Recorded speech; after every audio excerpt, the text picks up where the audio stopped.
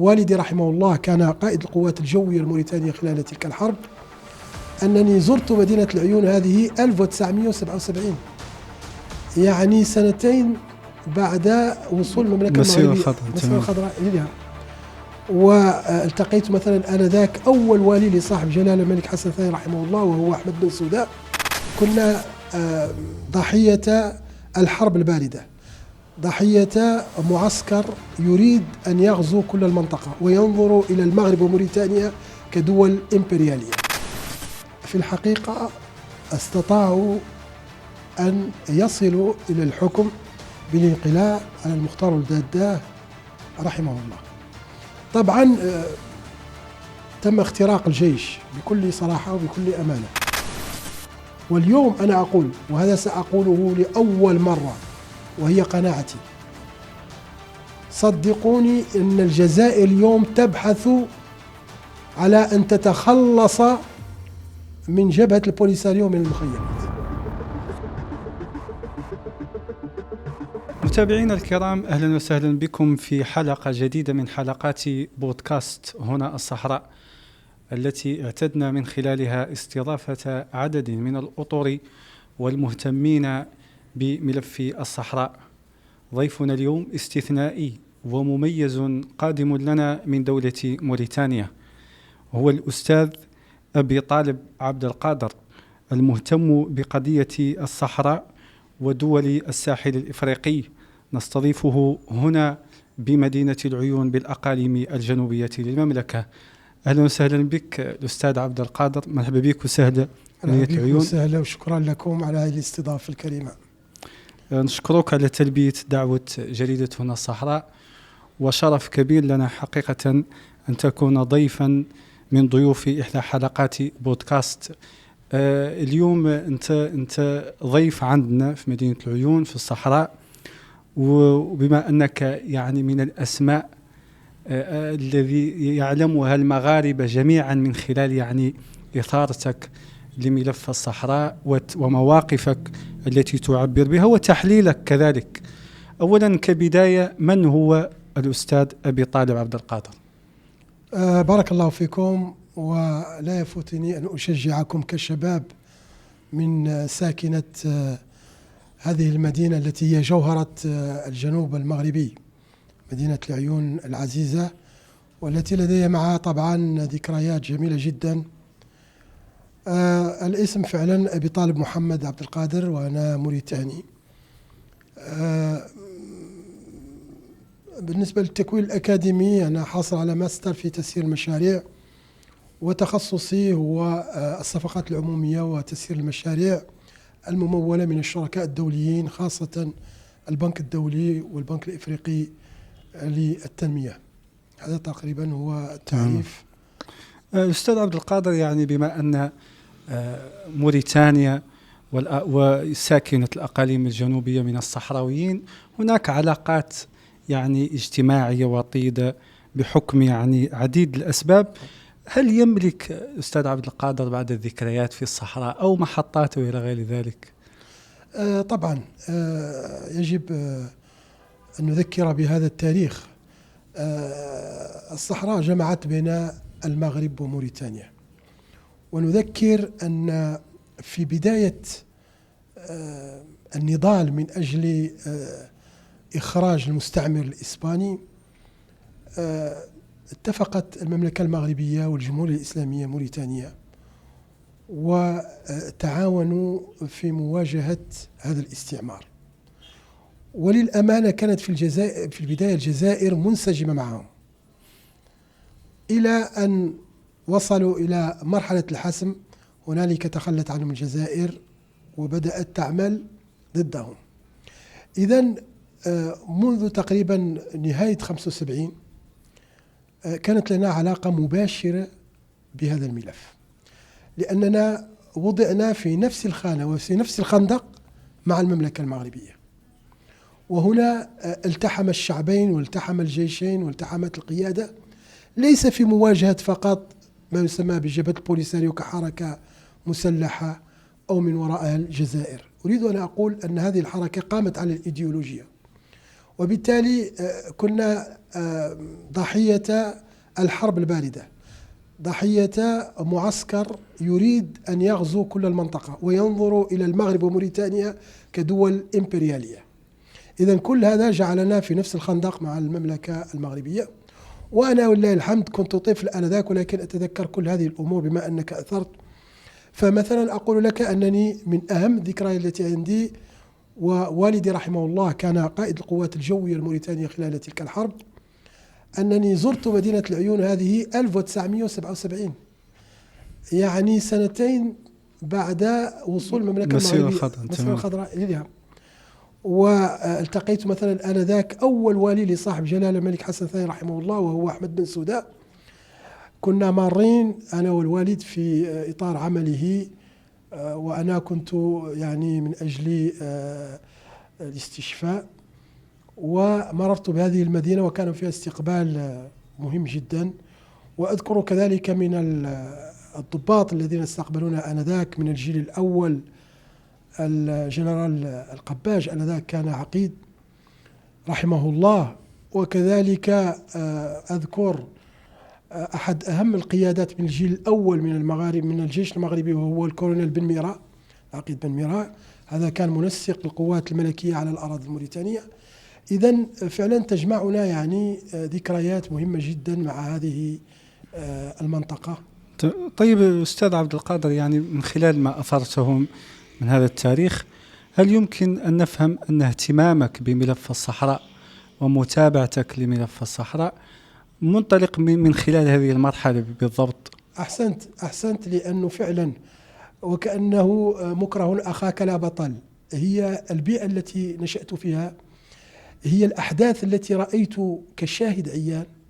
أنا عشت قصف نواكشوط 77 و76، رأيت سماء نواكشوط، هجوم البوليساريو، أنا عشته كأنه بالأمس بالنسبة لي. إذن كما قلت يعني هذا الملف يعني ترعرعت معه، وكان بفضل الله أن الوالد رحمه الله كان يمتلك من الحنكة والحكمة أنه كتب كل مراحل هذا الملف بالضبط. الهجوم على نواكشوط، نعم. ماذا تملك من معلومات، وما الذي يمكن أن نفهمه من أهداف البوليساريو بهذا الهجوم أستاذ؟ نعم. حسب المعلومات الدقيقة والتي وجدناها مكتوبة، هو أن كانت هناك محاولة لقلب نظام الحكم. وربما هذا الكلام لا نقوله كثيرا، ولكن أنا اليوم مستعد أن أفتح لكم الهدف الحقيقي، وهو تحقق بعد ذلك.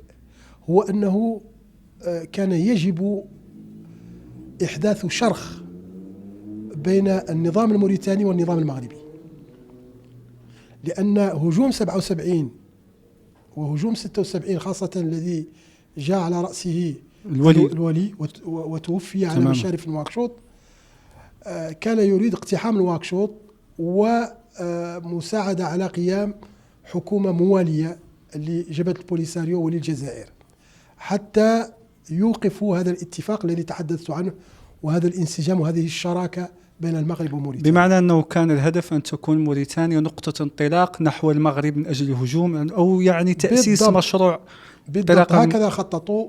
هم خططوا أن موريتانيا هي الحلقة الضعيفة، وأنه يجب أولا إسقاط موريتانيا وسحبها على المغرب، وتكون الانطلاقة من هناك في اتجاه الأقاليم الجنوبية للمملكة المغربية. طيب أستاذ عبد القادر، فشل يعني هذا المشروع وهذه الاستراتيجية. بعد ذلك تابعنا جميعا كيف اعترفت موريتانيا بالجمهورية المزعومة، واللي على ما أظن على أنه كان تحول كبير جدا في ملف الصحراء. فعلا المشروع الذي تحدثت عنه الذي كان يقوده الولي مصطفى السيد، في الحقيقة استطاعوا أن يصلوا إلى الحكم بالانقلاب على المختار الداداه رحمه الله. طبعا تم اختراق الجيش بكل صراحة وبكل أمانة، والجيل الأول الذي حكم من الضباط الذين لم يتعدوا سنة وسنة ونصف كانوا منسجمين مع موقف المختار الداداه.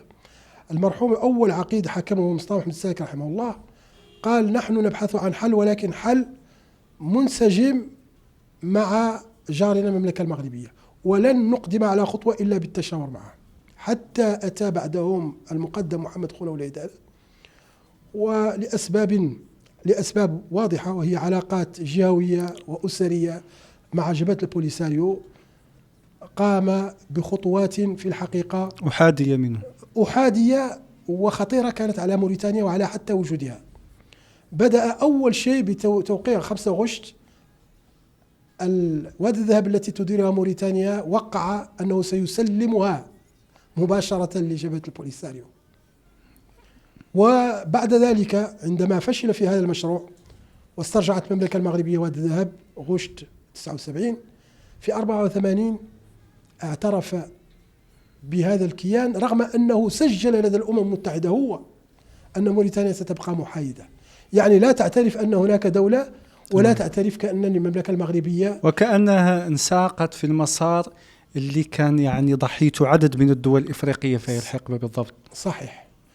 وهنا بدأت موريتانيا تفقد جميع ما بيدها من أوراق، وأنا أقول وأؤكد أننا السبب الرئيسي في تأخر التنمية في موريتانيا، في خلق موريتانيا اقتصاديا، كانت هذه القرارات الغير مدروسة في تلك الحقبة بالضبط، تلك الحقبة التي الحمد لله دامت فقط 4 سنوات، إلى أن فهم الناس وفهم الجيش الخطر وأزاحوا ذلك. طيب، رغم كل هذا الأستاذ عبد القادر، إلا أن العلاقات الموريتانية المغربية لم تتأثر يعني بالمستوى اللي ممكن يكون هناك اصطدام أو يعني قطيعة.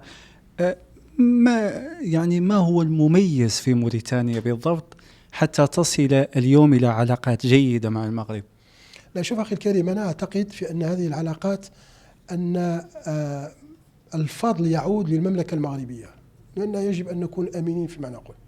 المملكة المغربية نتيجة التراكمات التاريخية التي لديها لدى الدبلوماسية تنظر إلى موريتانيا كأختها الصغيرة، وبالتالي في الحقيقة المملكة المغربية حاولت في كثير أن تحافظ على علاقاتها وعلى امتدادها إلى موريتانيا. وهذه العلاقات التاريخية المملكة المغربية لم تقبل أبدا أن تفرط بها حتى في الظروف الصعبة جدا. لأني أعطي مثال في تلك الحقبة الخطيرة التي بلغ بالنظام العسكري آنذاك أن كتب على الباسبور الموريتاني ممنوع الذهاب إلى الدول الثلاث: إسرائيل، جنوب إفريقيا، والمغرب. تصور، كانت مكتوبة في الباسبور الموريتاني ممنوع اليوم يجوا المغرب. مع ذلك كان الموريتاني يذهب إلى السنغال ويأتوا إلى موريتانيا إلى المغرب، والمغرب يمنح الطلبة المنح في تلك الفترة. تماما. يعني من خلال يعني في نفس الموضوع نشاهد ونتابع جميعا مبادرات ملكية، واللي من بين الدول المستهدفة بهذه المبادرات هي موريتانيا، خصوصا مبادرة الأطلسي ولوج دول الساحل المحيط الأطلسي. هذه المبادرة ألم تشكل تحول بالفعل في تجسيد قوة المغرب الإقليمية أستاذ عبد القادر؟ نعم أخي الكريم، شوف، أنا أعتقد جازما أن المملكة المغربية من الدول التي تعمل على السياسات البعيدة يعني المستوى. وهذا عندما يتحدث الآن الملك المغربي عن مبادرة الأطلسي، هذا يعني أنه بدأ يشتغل منذ 10 سنوات. لأن اليوم عندما تقول مبادرة وكأنها لم تتجسد، هذه المبادرة أقول الأطلسية، اليوم الشاحنات، المغرب يساهم في الأمن الغذائي في دول الساحل، الشاحنات تنطلق من أكادير من وسط المملكة المغربية وتمر بنواكشوط وبدكار وبباماكو وبوغادوغو ونيامي وتصل إلى أبيجان، بالإضافة إلى الخط البحري أكادير دكار، الخط البحري الجديد. إذن المملكة المغربية اليوم هي الشريك الرئيسي لكل شركات الاتصال في هذه الدول، خصوصا أن هذه الدول دول حبيسة، وهذه المبادرة سوف يعني طبعا. إذن هذه المبادرة جاءت في الحقيقة كتكملة ونتيجة لسياسة واضحة المعالم واستراتيجية بدأتها المملكة المغربية منذ حوالي 2 عقدين. واليوم فهم العالم تلك المقاربة. ولذلك ترون الآن الاعترافات ومن أعظم الدول تتساقط، ومن أكبر الدول الوازنة والفاهمة لما يجري في العالم تعترف اليوم بما قامت به المملكة المغربية، وأدناهم تقول نحن نعتقد أن المقترح المغربي جيد لحل هذه المشكلة. علاقة بالموضوع عودة المغرب إلى يعني الحضن الإفريقي، كيف يراه أبي طالب؟ لا شوف، أنا كان لي تقييم، مع أني أعتبر أن الملك الحسن الثاني رحمه الله هو معلم. أنا شخصيا عشت فترة كبيرة في تلك، يعني تابعتها وخطابات وكذا، وأنا أعتبر أنه مدرسة الحسن الثاني رحمه الله.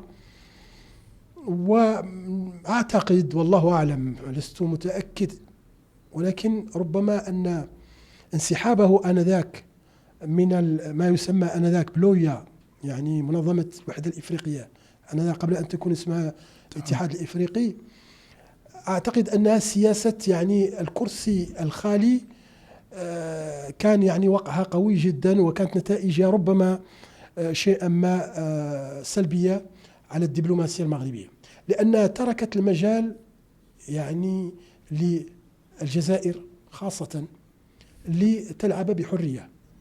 وأنتم تعلمون بهشاشة الدول الإفريقية، وهذه الفترة هي التي فعلا ترعرع فيها هذا المشروع الوهمي.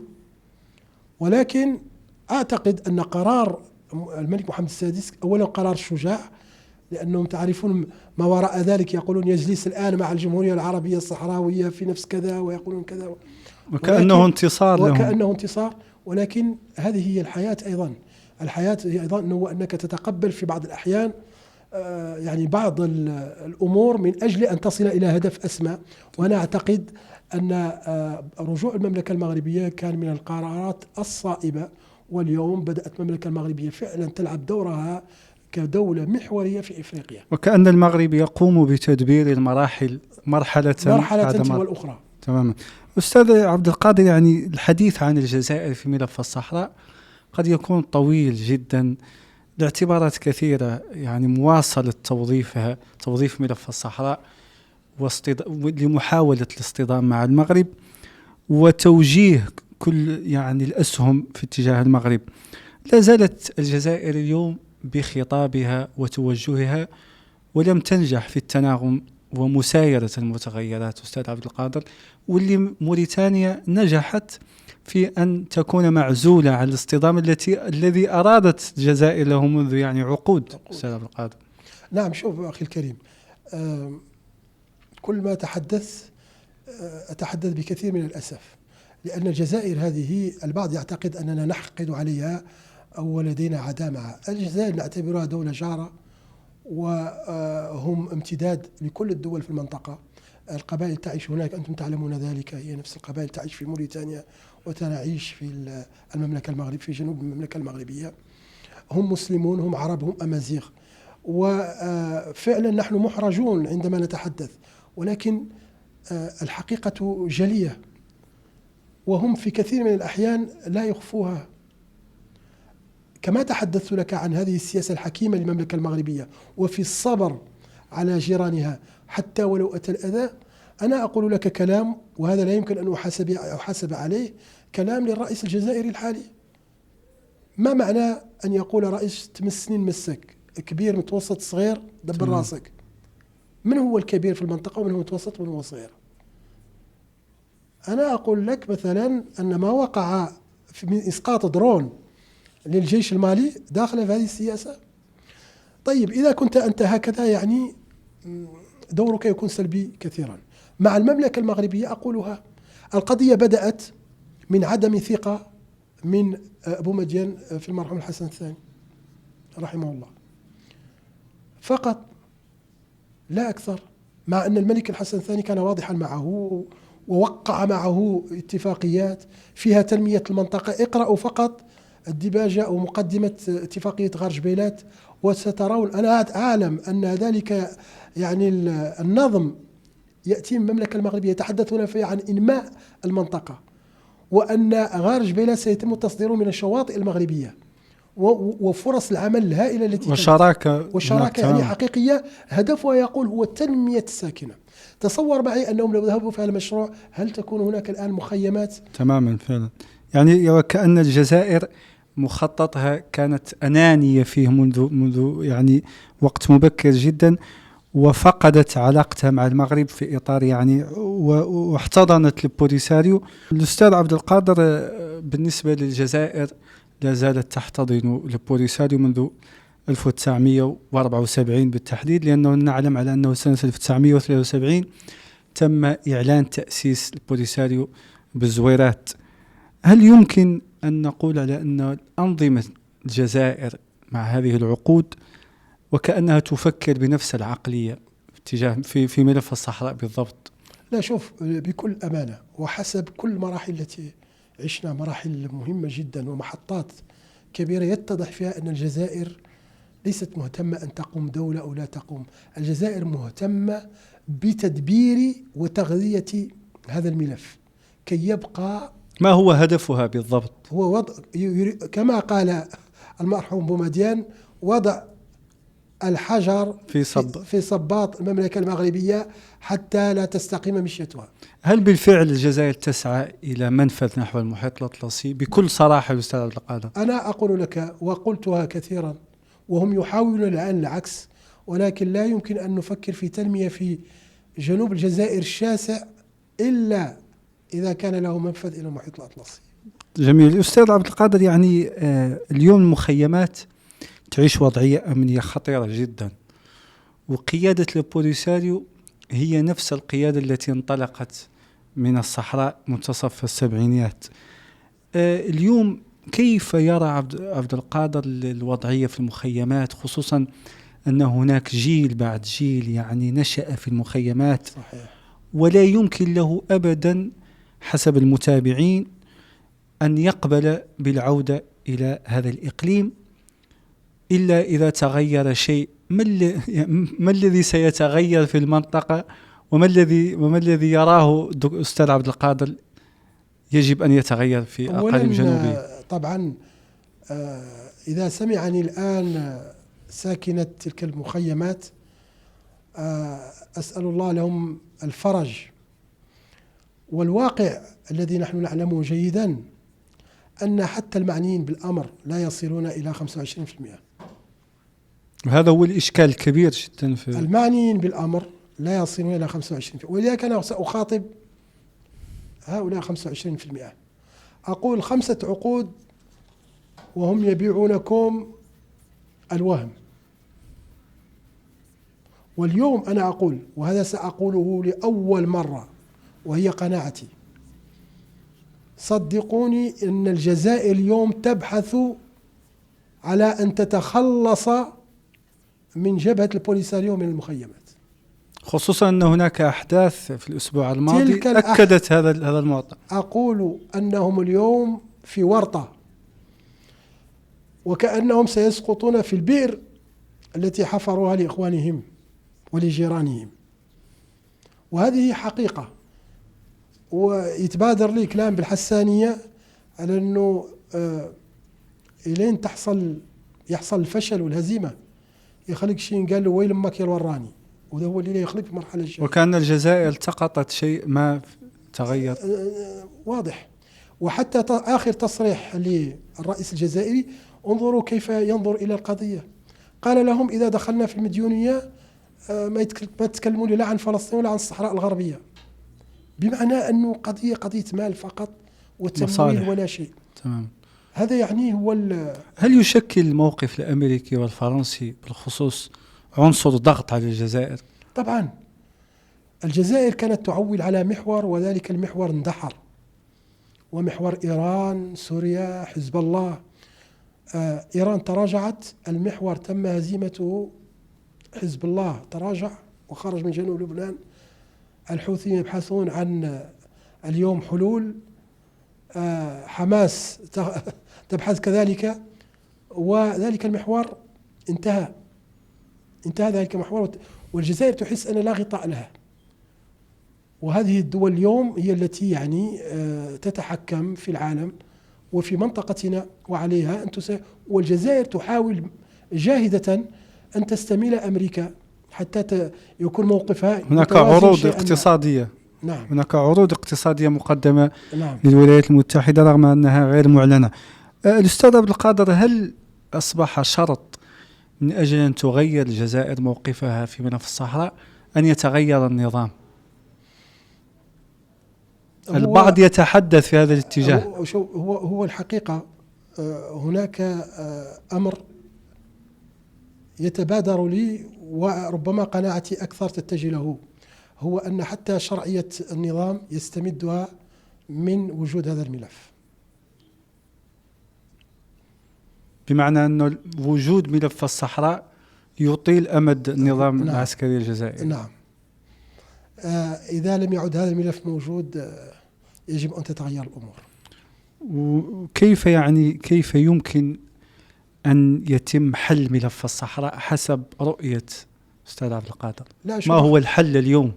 الحل تبادر، أنا أعتقد شخصيا أن دخلنا في مرحلة الحسم، لأن المملكة المغربية، وهذا هو المهم، حسمت الملف على المستوى الأرض يعني، وهذا هو المهم في أي ملف.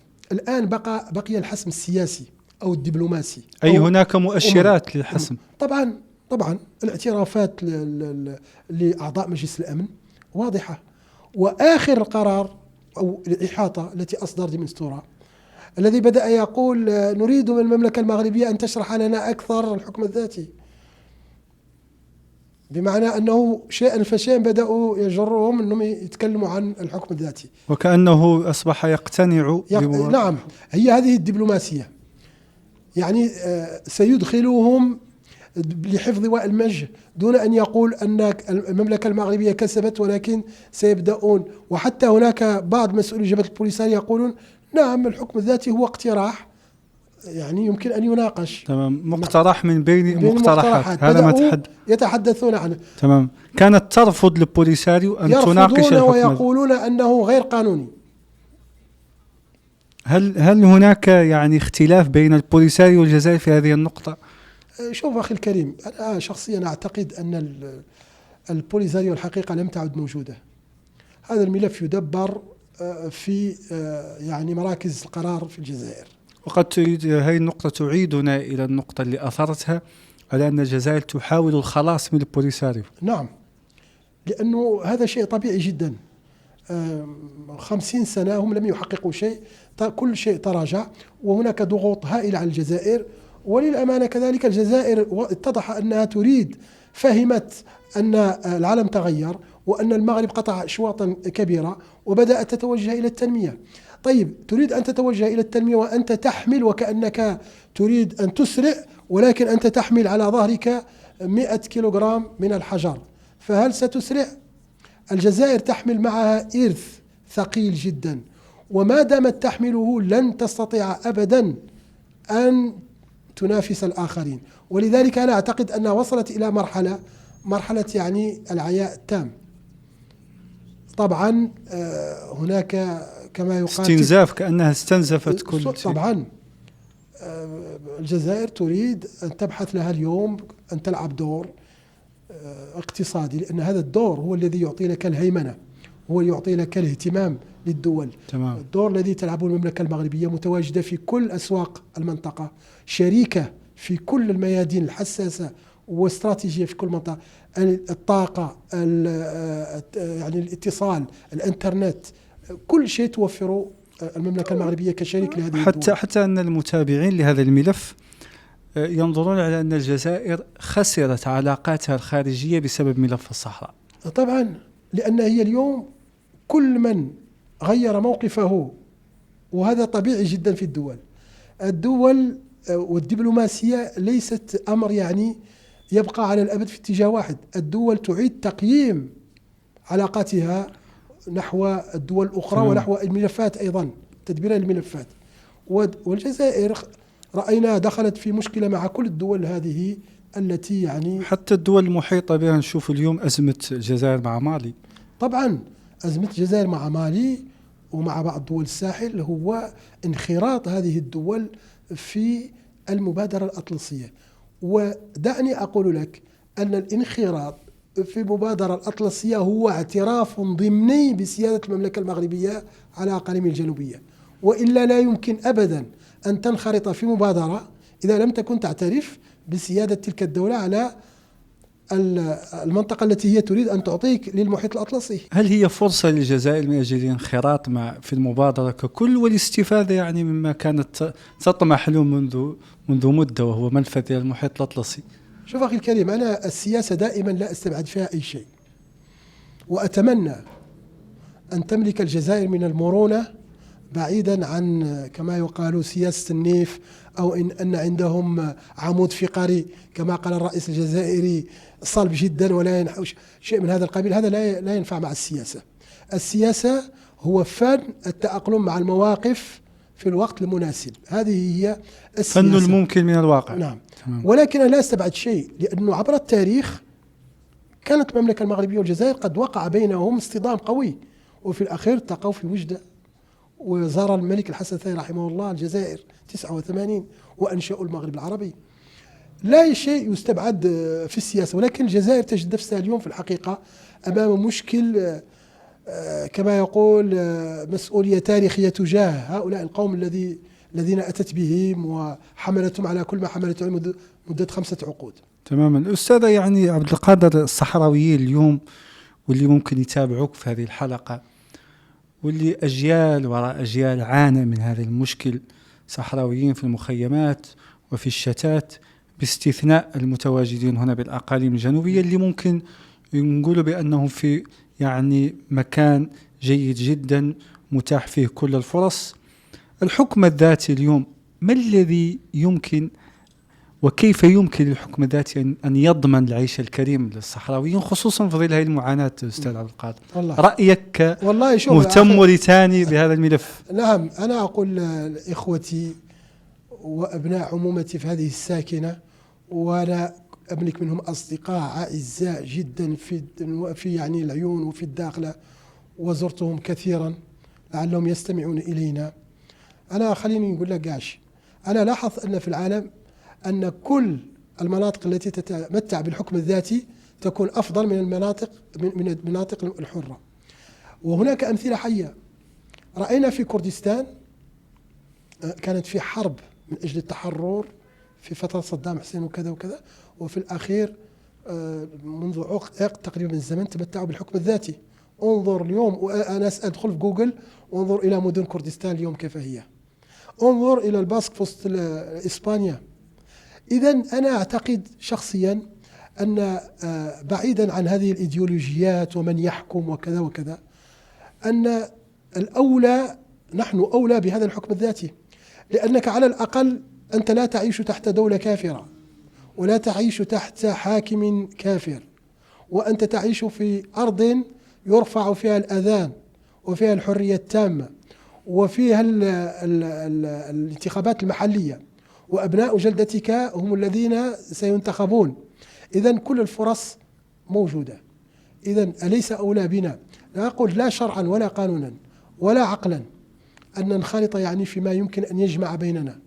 حتى يعني المناخ المتواجد اليوم في الأقاليم الجنوبية، نعم، واللي أنت اليوم موجود في مدينة العيون وتلاحظ وتشاهد غيرت حتى راني قاير حتى جاي موريتاني وقاير حتى، وهذا أقول للأمانة، أنا لا أجامل وأعتبر بكل صراحة، أنا في ذهني ليست هناك حدود، بمعنى أن الأرضية مناسبة بالنسبة لي. هذه أرضنا كاملين، وخاصة أن تتكلموا عن مواطنين الموريتانيين ومواطنين في جنوب المملكة المغربية واحدة تمام، شيء واحد ما بينهم شيء، وأنا قاير منهم. والموريتانيين مواطنين طبعا أنا قاير منهم. لماذا؟ لأن هذا لا نقوله وحد يتابع صفحتنا وذا كامل دور نبينه هذا، وفتنا بدأنا نبينه. البنى التحتية الموجودة اليوم هي أفضل حتى في بعض الأحيان من المدن الكبريات في المملكة المغربية الأخرى، لأني أعرف جيدا الرباط والدار البيضاء، وهذا يعني يذكر ويشكر. أنت الآن حدثتني وحتى السيد الوالي حدثني عن البنى التحتية الرياضية. العيون تتوفر على 4 يعني مسابح يعني مغطاة بمسبح أولمبي، يعني هذا يعني لا تجده في المدن الأخرى. يعني كل فرص تنزيل حكم ذاتي متاحة اليوم، وهذا هو الذي قلت في البداية، أن المغرب اليوم عندما يتحدث عن الحكم الذاتي فهو جاهز على طبق من ذهب. خصوصا أنها الأستاذ عبد القادر هي مبادرة ملكية بالضبط، حتى نسمي الأمور بمسمياتها. قدمها جلالة الملك سنة 2007، رؤية الملك من خلال يعني أهدافه لحل هذا النزاع استهدفت الصحراويين بنظر عبد القادر. نعم، شوف أخي الكريم، هذه في الحقيقة وبكل أيضا أمانة هو مميزات أن يعني أن تكون الدولة تحت نظام ملكي تماما، لأن الملكية تعمل على أجيال، لأن الملك يعمل ويترك شيء لولي العهد ويترك كذلك. أنا أقول أن الحل الذي نعيشه اليوم نظر له الملك الحسن الثاني، لأن أنا قرأت كتاب ذاكرة ملك عندما سأله الصحفي الفرنسي ما هو آخر شيء تريد أن تقوم به المملكة المغربية قبل أن تغادر هذا العالم، قال الجهوية الموسعة. والجهوية هي نوع من الحكم الذاتي، إذا وسعته وطورته هو الحكم الذاتي يعني. والنموذج اليوم نموذج الجهوية الموسعة ناجحة جدا، يحتذى به، خصوصا أن المشاريع اللي قادها جلالة الملك هي ينظر لها العديد من المراقبين وحتى الصحراويين على أنها أرضية مناسبة للانطلاق في مرحلة جديدة. وهناك دعوات للبوليساريو وللصحراويين بالمخيمات من أجل العودة على أساس هذه الفكرة بالضبط، بعيدا عن الاصطدام السياسي. أستاذ عبد القادر، كما تحدثنا عن مبادرة الحكم الذاتي، ما هي مؤشرات الدولية الإقليمية لحل ملف الصحراء؟ شوف أخي الكريم، أنا قلت وهذا الكلام يجب أن يؤخذ من أول مسؤول في المملكة المغربية وهو الملك المغربي. في آخر خطاب له يتناول هذا الملف، قال نحن مررنا من مرحلة التدبير إلى مرحلة أخرى وهي مرحلة التنمية والمشاريع، وهذا يعني إذا حللته أننا دخلنا مرحلة حسم الملف. وكلمته أيضا أن على الأمم المتحدة وحان لها الوقت أن تتحمل مسؤوليتها وأن تتحدث للناس بموضوعها وعن الواقع على الأرض. بمعنى هذا الكلام رأينا نتائجه في آخر اجتماع، حينما بدأوا يتحدثون عن حلول جديدة وعن نظرة جديدة للأمور. والمندوب الأمريكي بالضبط تحدث عن الواقع على الأرض، الواقع على الأرض. وهنا يعني تظهر كما قلت لك أيضا أن فن السياسة ليس هو أن تأتي بالحل حتى ليس في وقته. المملكة المغربية ليست في عجلة من أمرها، خطوتها محسوبة، مراحلها محسوبة، وتحاول أن تدبر الملف حسب أيضا إمكانياتها وحسب محيطها. إذن أنا أعتقد أن يمكن أن نقول أننا دخلنا مرحلة الحسم. مرحلة الحسم كذلك لها يعني مؤشراتها ولها مكرهاتها، يعني أنت أقول لك مثال، إذا كان لديك الحل الآن أن تحسم الملف وأنت لا تعلم ماذا ستفعل بهؤلاء المتواجدين منذ 5 عقود، فلا خير في أن تحل المشكل الآن. تماما، خصوصا المبعوث الدولي تحدث عن 3 أشهر، وإحنا عندنا 6 أشهر قبل جلسة أكتوبر. نعم. هذه 3 أشهر يبدو على أن المنظمة الدولي يتجه من أجل أن ينطلق من الحكم الذاتي. نعم، 3 أشهر يريد أن يقنع الطرف الآخر أن يجلس على الطاولة، والطاولة سيجلسون عليها ليس لنقاش السيادة المغربية على الأقاليم الجنوبية. ومن يعتقد وفي ذهن البعض أن الحكم الذاتي هو تسليم جزء من هذه المناطق لجبهة البوليساريو لتمارس عليها السلطة لم يفهم معنى الحكم الذاتي. بمعنى أن هناك استراتيجية بدأ المغرب وبدأ في إنزالها، وربما تحتاج بعض يعني كما يقال التطوير أو بعض يعني الأمور التي سيتم تحسينها، أو بعض الأمور التي سيتم توسيعها من صلاحيات أو شيء من هذا القبيل، لا أكثر. خصوصا أنه انتهى من الدعم الدولي، ونلاحظ على أن الخارجية المغربية حتى بعد جلسات مجلس الأمن تواصل التسويق الجيد وحشد الدعم لهذه المبادرة. الأستاذ عبد القادر، اليوم أنت كمهتم بملف الصحراء، كيف ترى مستقبل العلاقات المغربية الموريتانية؟ طبعا هذا هو أكبر اهتمام بالنسبة لي كموريتاني. أنا لدي يعني قناعة تامة توصلت إليها بكل هذه المرحلة وهذه التجارب التي مررنا بها، أن موريتانيا لديها جاران، الأول شمالا هو المملكة المغربية، والآخر جنوبا هو السنغال. لكي تحافظ على توازنها يجب أن تضع إحدى يديها في المملكة المغربية والأخرى في السنغال حتى تحافظ على توازنها، دون أن يكون ذلك طبعا عرقلة لأي علاقات لها مع جيرانها الشرقيين أو الجنوب شرقيين مثل الجزائر أو مالي التي يعني تجمعنا معها حدود طويلة جدا. إذن أنا شخصيا أقول أن موريتانيا لا زالت لم تستفيد بما يكفي من مزايا أقول شراكات حقيقية مع المملكة المغربية، ولكن أريد أن أبشر أننا فعلا انخرطنا، وكان ذلك بدأت بعض المشاريع طبعا منذ لقاء الملك محمد السادس وفخامة الرئيس محمد الشيخ الغزواني في ديسمبر الماضي.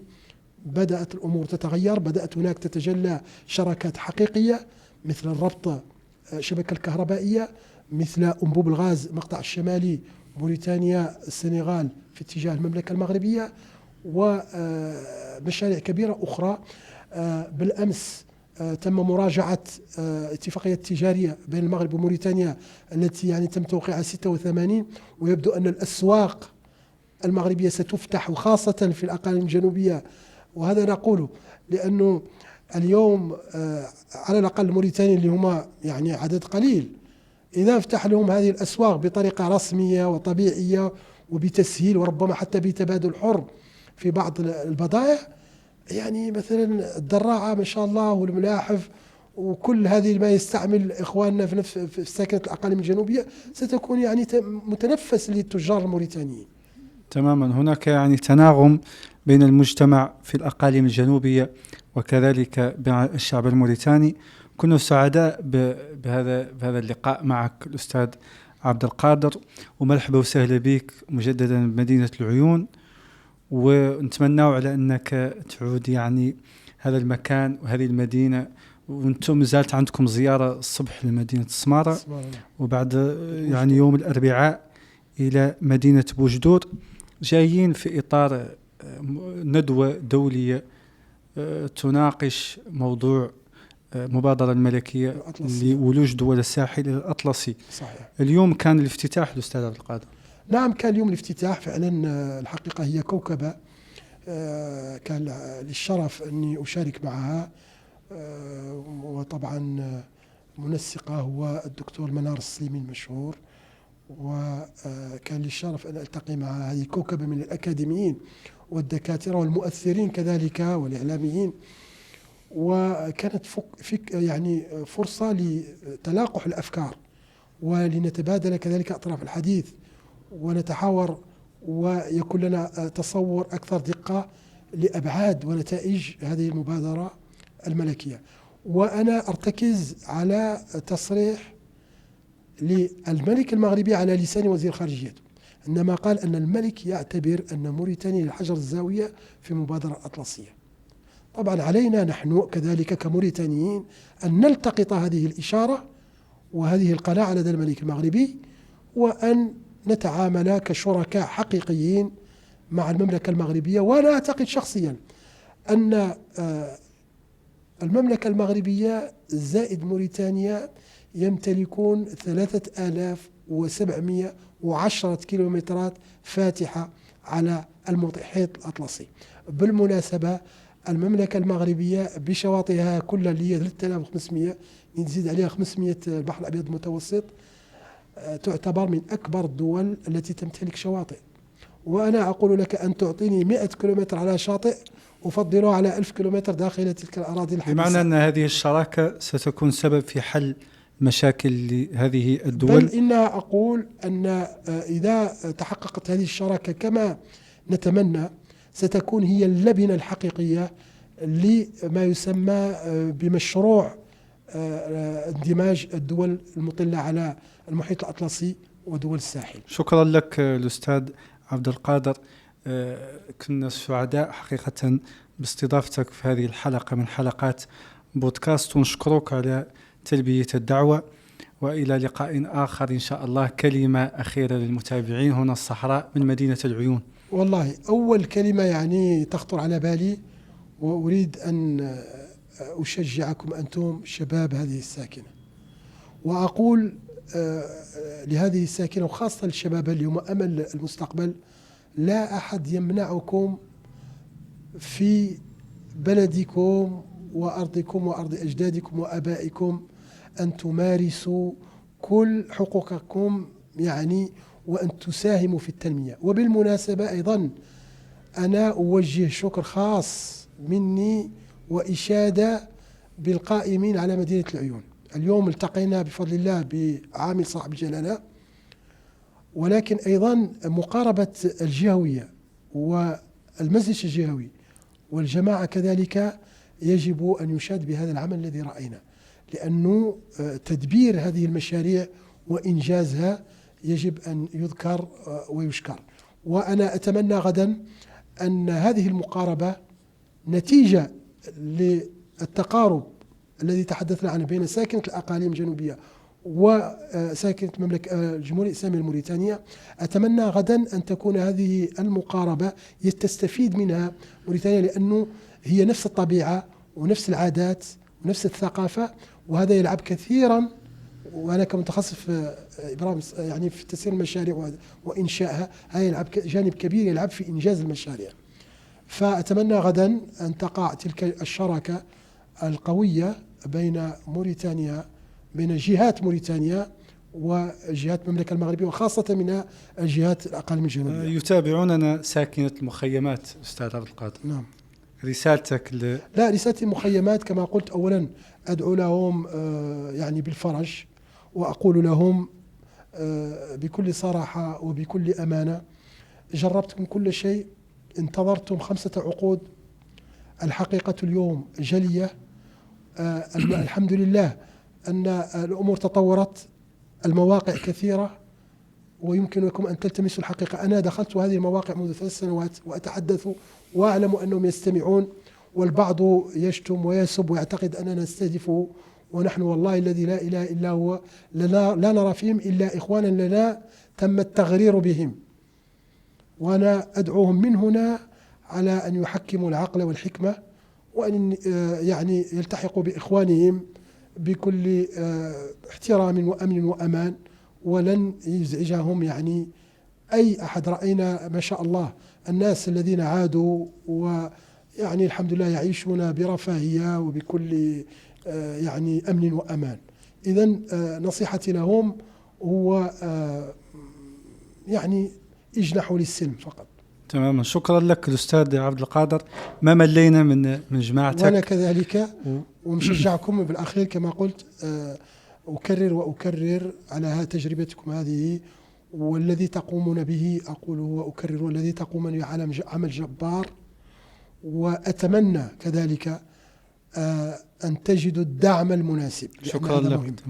شكرا لك الأستاذ عبد القادر.